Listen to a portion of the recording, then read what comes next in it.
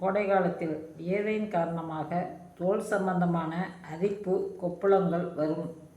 இது வராமல் தடுக்கவும், அப்படி வந்தால் சரி செய்யவும் தற்சார்பு முறையில் வீட்டிலேயே தயார் செய்த சோப்பு செய்து குளித்தால் நமக்கு உடலுக்கு நன்மையும் மருத்துவ செலவும் குறையும் என்பது உண்மை. இப்படி செய்வதற்கான சோப்பு செய்முறை சோப் பேஸ் என்பது ஆன்லைனில் கிடைக்கிறது.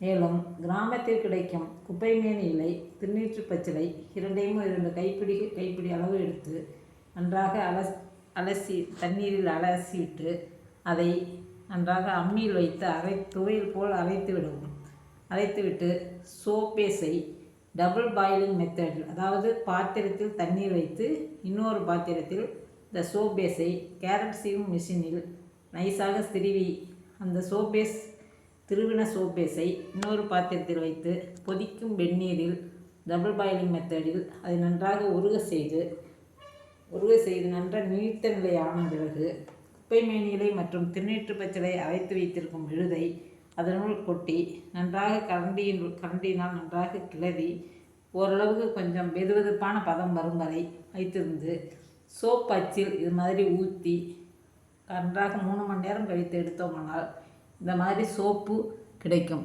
இந்த சோப்பானது நம் 21 நாட்கள் கழித்து பயன்படுத்தலாம். அதற்கிடையில் பயன்படுத்துவதனால் தவறு கிடையாது. இருப்பினும் 21 நாட்கள் கழித்து பயன்படுத்துவதால் நமக்கு மேற்கண்ட அரிப்பு, கொப்புளங்கள் முதலியவை வராமல் தடுக்கலாம். சோப்பை பயன்படுத்தி தங்களது அனுபவங்களை கமெண்ட்ஸில் தெரியப்படுத்தவும். நன்றி.